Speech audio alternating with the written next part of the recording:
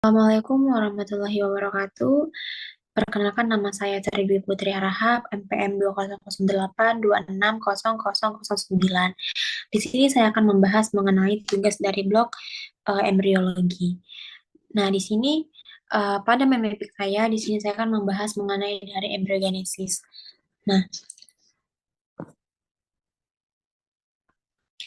secara definisi, embryogenesis ini adalah proses pembentukan perkembangan embrio setelah fertilisasi yang melibatkan serangkaian pembelahan sel, diferensiasi, dan juga morfogenesis untuk membentuk struktur dasar organisme. Kemudian, di sini ada tahapan embryogenesis.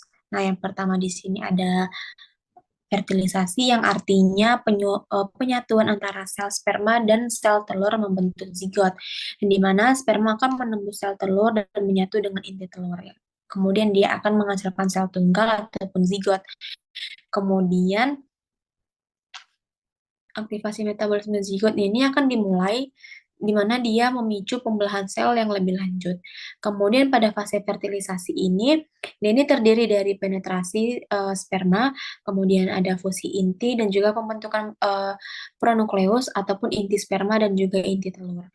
Kemudian di sini dia terjadi pembelahan, yang artinya pembelahan mitosis yang cepat pada zigot tanpa fase pertumbuhan sehingga dia akan menghasilkan sel-sel yang lebih kecil, di mana zigot akan membelah pertama kalinya serta membentuk dua sel ataupun blastomer. Selanjutnya dia akan melakukan pembelahan yang lebih lanjut ataupun lebih banyak selnya. Kemudian morulanya itu akan terbentuk ketika sel-sel intinya itu masih padat. Kemudian pada blastula dia itu akan terbentuk ketika morulanya itu berkembang dan mengalami pemisahan sel serta membentuk rongga yang berisi cairan ataupun blastokel.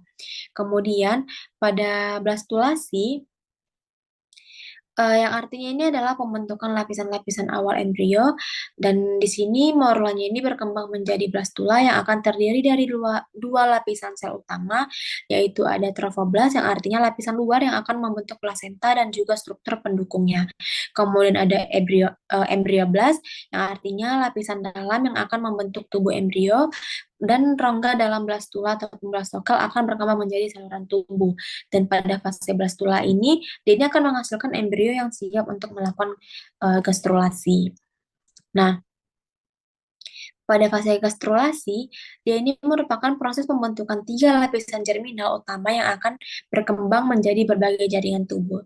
Yang pertama, lapisan sel pada blastula, dia ini akan mulai bergerak ataupun invaginasi, lalu ada involusi dan juga epiboli, dan di mana dia membentuk tiga lapisan germinal. Yang pertama ada ektoderm, yang artinya dia ini akan berkembang menjadi sistem saraf otak, sumsum tulang belakang, kemudian kulit, rambut, dan juga kuku. Kemudian ada mesoderm, yang artinya dia ini akan berkembang menjadi sistem peredaran darah, kemudian tulang, lalu ada otot, kemudian ginjal, dan juga jaringan ikat. Kemudian pada endoderm, dia ini akan berkembang menjadi sistem pencernaan, kemudian pada hepar, lalu ada pankreas, dan juga pulmo. Lalu pada formasi primitif garis ataupun primitif stripnya ini, dia akan menandai arah perkembangan sumbu tubuhnya, sumbu kita. Lalu pada neurulasi, dia ini merupakan proses pembentukan sistem saraf dari lapisan ektoderm, di mana pada induksi oleh notokorda, dia ini akan menginduksi lapisan dari ektoderm untuk membentuk tabung saraf ataupun cikal bakal sistem saraf. Kemudian pada tabung saraf dia akan berkembang menjadi otak dan sumsum tulang belakang. Kemudian proses ini juga akan menghasilkan struktur seperti somita ataupun blok jaringan mesoderm yang akan berkembang menjadi tulang belakang, otot, dan juga jaringan ikat. Nah, secara organogenesis, dia ini pembentukan organ-organ utama dari tiga lapisan germinal, di mana organ pertama yang terbentuk adalah jantung. Di jantung ini akan mulai berdetak, kemudian organ-organ yang lain berkembang seperti otak, kemudian paru-paru, hepar, dan juga ginjal, di mana pembentukan anggota tubuh akan dimulai dengan perkembangan lengan dan juga kakinya. Dan diferensiasi sel akan semakin lebih spesifik untuk fungsi organ yang lebih tertentu. Nah, untuk waktu pembentukan organ, dia ini dimulai dari minggu ketiga hingga ke 8.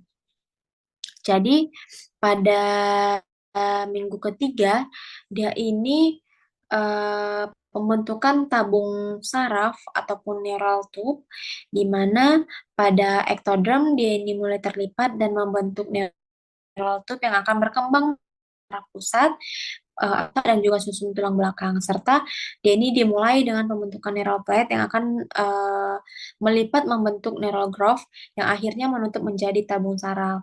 Kemudian dia terjadi pembentukan jantung, di mana dia ini sebagai tabung jantung primitif sehingga dia berfungsi sebagai pompa darah meskipun masih sangat primitif.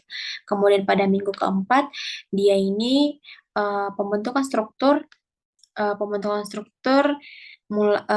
pembuluh darah primer mulai terjadi dan sistem sirkulasi mulai terbentuk. Dan jantung juga akan mulai berdetak dan juga memompa darah ke seluruh tubuh embrio. Nah, pada minggu kelima, dia ini sudah terjadi pembentukan organ reproduksi seperti konon primitif, di mana dia ini berkembang menjadi testis pada janin laki-laki dan lindung telur pada janin perempuan, serta dia terjadi pembentukan saluran reproduksi juga akan dimulai. Nah, pembentukan saluran pencernaan di mana tabung pencernaan akan terbentuk dari endoderm, mulai akan berkembang menjadi bagian-bagian awal saluran pencernaan seperti lambung dan juga usus primer. Nah, pada hepat dan juga pankreas dia akan juga terbentuk dari endoderm ini.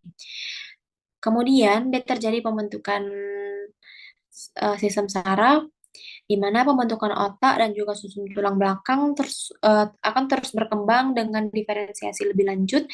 Kemudian dia ini akan membentuk area yang lebih spesifik seperti otak depan, kemudian tengah, dan juga belakang. Nah, pada minggu ke-6, Denny sudah terjadi pembentukan struktur luar dan sistem muskoskeletal, di mana dia terjadi pembentukan lengan dan kaki akan mulai terlihat sebagai tonjolan di sisi tubuh. Kemudian pada mesodermnya dia akan mulai berkembang menjadi tulang dan otot. Kemudian pada notokordanya dia tetap ada sebagai struktur dasar tulang belakang, yang dimana dia ini akan berkembang menjadi tulang belakang. Lalu pada minggu ke-7, dia ini pembentukan organ reproduksi dan sistem pernafasan, di mana dia terjadi penyelesaian pembentukan sistem peredaran darah seperti pembentukan pembuluh darah, terus dia akan berkembang dan pembuluh darahnya itu akan mulai menghubungkan organ-organ utamanya. Lalu dia terjadi pembentukan sistem pernafasan seperti endoderm, di mana dia ini akan mulai berkembang menjadi struktur dasar paru-paru. Kemudian pada trakea dan bronkus dia akan mulai terbentuk meskipun si paru-parunya itu belum terbentuk secara sempurna. Kemudian dia terjadi pengembangan sistem muskuloskeletal pada mesoderm. Ini berkembang menjadi tulang rawan yang akan berkembang menjadi tulang keras. Lalu terjadilah otot-otot utama mulai terbentuk. Kemudian pada minggu ke-8 dia ini sudah terjadi pembentukan organ reproduksi seperti testis ataupun lindung telur yang telah berkembang dan mulai produksi hormon seks yang berpengaruh eh, yang ber- yang mengatur pada seksual. Kemudian dia ini terjadi masa peralihan ke fase fetal, di mana pada akhir dari minggu ke-8 ini organ-organ yang sudah terbentuk selama organogenesis dia ini sudah cukup berkembang untuk memulai fungsi dasarnya. Kemudian janin akan memasuki tahap fetal, di mana organ-organ tersebut akan mulai matang dan juga berfungsi secara optimal. Nah, untuk peran organogenesis bagi kesehatan pada minggu ketiga sampai minggu ke-8, dia ini adalah merupakan periode krusial untuk perkembangan organ dan gangguan dalam proses ini seperti infeksi, kemudian defisiensi nutrisi ataupun paparan bahan kimia yang dimana dia nanti akan dapat menyebabkan kelainan kongenital ataupun cacat lahir yang akan mempengaruhi organ tertentu. Lalu dia ini bisa juga karena kekurangan asam folat pada ibu hamil, sehingga dia dapat menyebabkan kelainan pada tabung sarafnya, sehingga nanti dia akan mempengaruhi perkembangan otak dan juga susun tulang belakangnya.